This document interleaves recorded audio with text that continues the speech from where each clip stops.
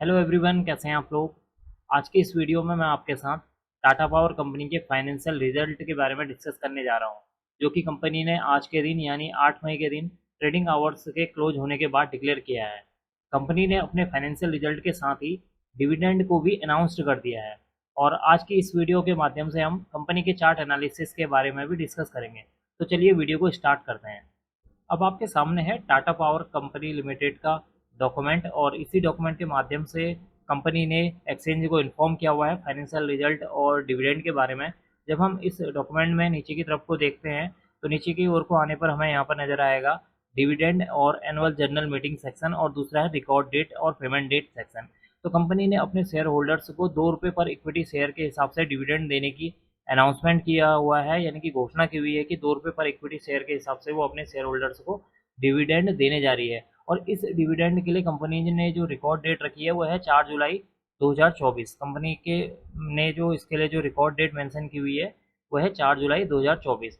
तो ये थी इस डिविडेंड के बारे में इंफॉर्मेशन। अब हम यहाँ से सीधे चलते हैं कंपनी के फाइनेंशियल रिजल्ट वाले सेक्शन पर।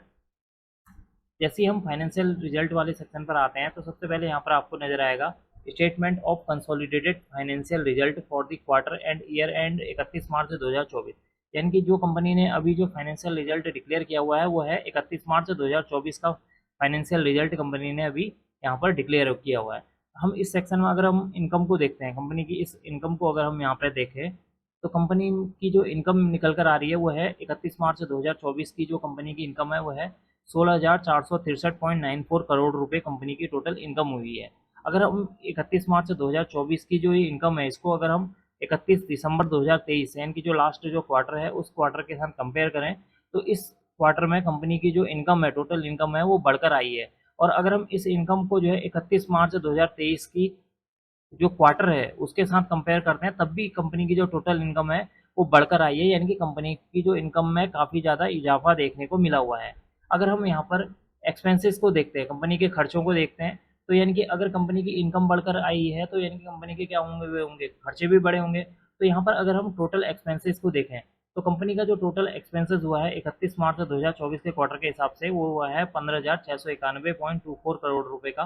कंपनी का जो है टोटल एक्सपेंसेस यानी कि टोटल खर्चे हुए हैं। जबकि हम इस एक्सपेंसेस को अगर हम 31 दिसंबर 2023 के एक्सपेंसेस के साथ कंपेयर करें तो पिछले क्वार्टर के मुकाबले इस क्वार्टर में कंपनी का जो एक्सपेंसेस हैं यानी कि जो खर्चे हैं वो बढ़कर आए हुए हैं। और अगर हम इस एक्सपेंसेस को 31 मार्च 2024 के एक्सपेंसेस को 31 मार्च 2023 के एक्सपेंसेस के साथ कंपेयर करें तो भी जो है कंपनी के जो एक्सपेंसेस हैं वो बढ़कर आए हुए हैं इस बार।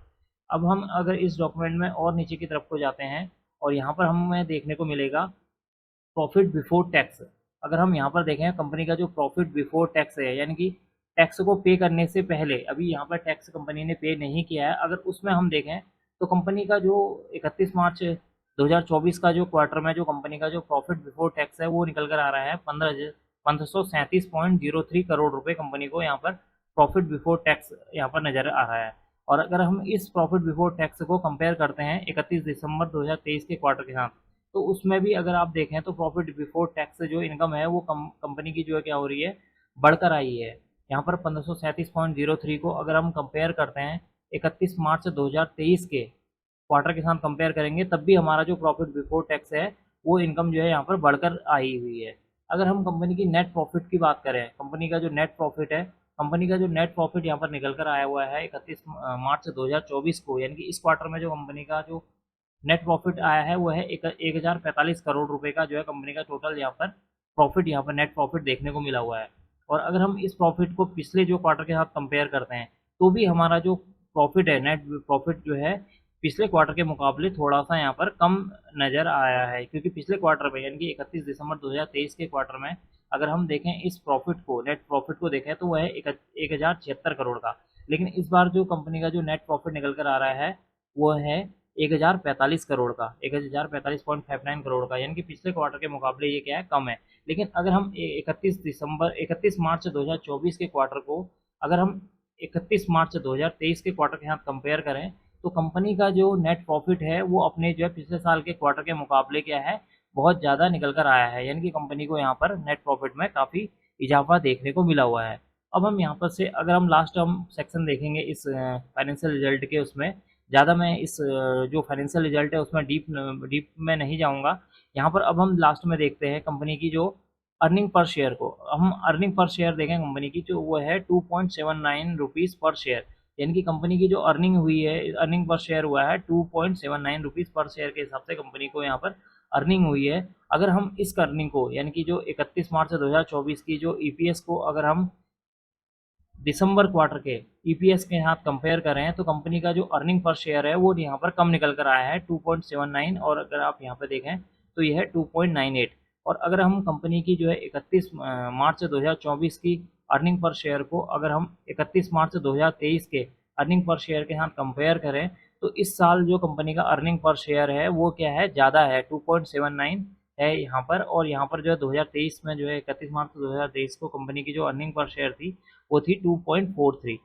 तो यहाँ पर आप देख सकते हैं तो कंपनी का जो रिजल्ट है वो मिला जुला निकल कर आया हुआ है। अगर हम कंपनी के प्रीवियस ईयर के जो है क्वार्टर के साथ कंपेयर करते हैं कंपनी के इस साल के फाइनेंशियल रिजल्ट को, तो वो बढ़िया आया हुआ है। लेकिन अगर हम कंपनी के दिसंबर क्वार्टर के साथ कंपेयर करते हैं तो उसमें आपको जो है ज़्यादा प्रॉफिट देखने को नहीं मिलेगा, क्योंकि जो दिसंबर क्वार्टर का जो रिजल्ट है, यानी कि दिसंबर क्वार्टर का जो कंपनी का जो रिजल्ट है उसके मुकाबले जो है इस क्वार्टर का जो रिजल्ट है वो ज़्यादा खास, यानी कि जो ज़्यादा खास नहीं है, यानी कि ज़्यादा कुछ अच्छा आपको देखने को नहीं मिल रहा है।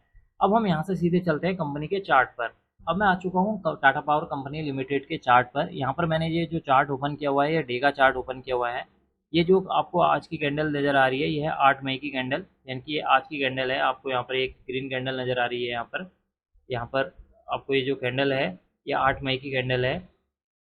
और इसका अगर आप इसके साइन को देखें तो एक ग्रीन साइन में बनी हुई है। ग्रीन में क्यों बनी हुई है, क्योंकि यहाँ पर आप देखेंगे अगर इसके ओपनिंग प्राइस को देखें 434.75 इसका जो है ओपनिंग प्राइस है, और इसका जो हाई प्राइस है इस कैंडल का 441.20 है, और क्लोजिंग इस कैंडल की हुई है 435.05।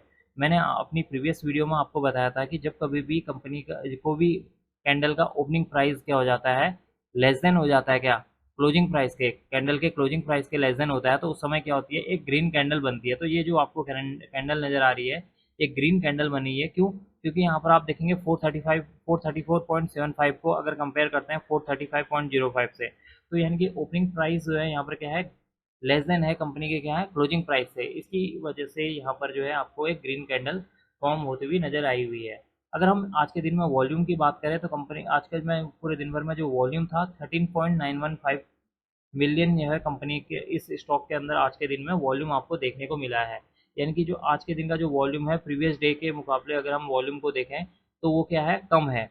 अगर हम सिंपल मूविंग एवरेज की बात करें तो कंपनी इस स्टॉक के अंदर जो 50 डेज सिंपल मूविंग एवरेज निकल कर आ रहा है 408 रुपये, और 200 डेज का अगर हम सिंपल मूविंग एवरेज को देखें तो वो निकल कर आ रहा है 317 रुपये। यानी कि कंपनी का जो, यानी कि जो स्टॉक का जो प्राइस है वो अपने 50 डेज और जो 200 डेज सिंपल मूविंग एवरेज है उसके ऊपर ट्रेड कर रहा है। अब हम देखते हैं यहाँ पर आने वाले दिनों के लिए क्या इसके सपोर्ट एंड रेजिस्टेंस रह सकते हैं।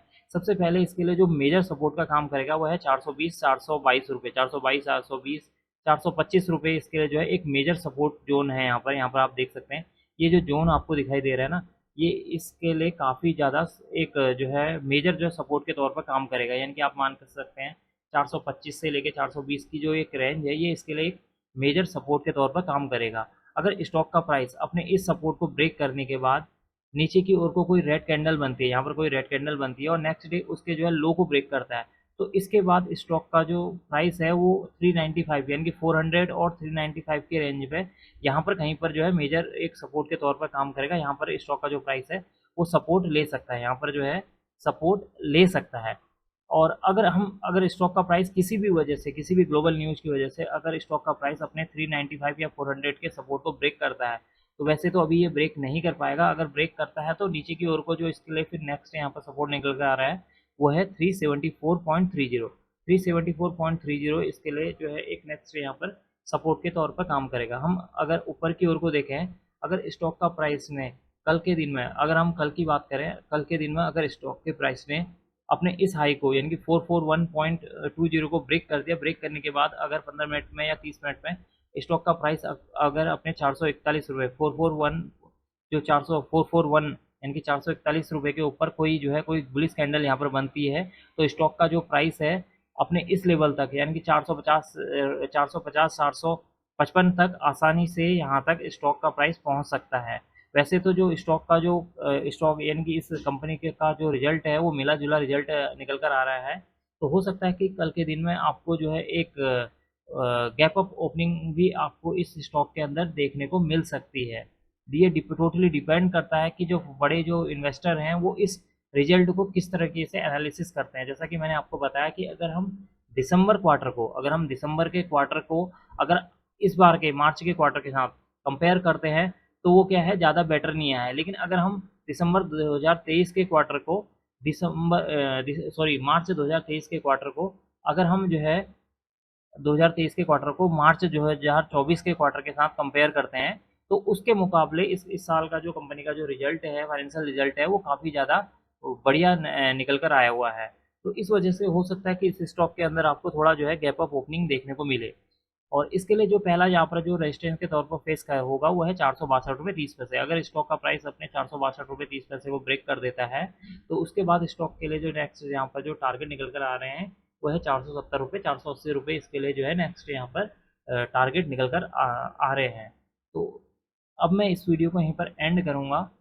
अगर आपको यह वीडियो पसंद आई हो तो please like share and subscribe करना ना भूलें and don't forget to press notification bell icon for new videos. Thank you.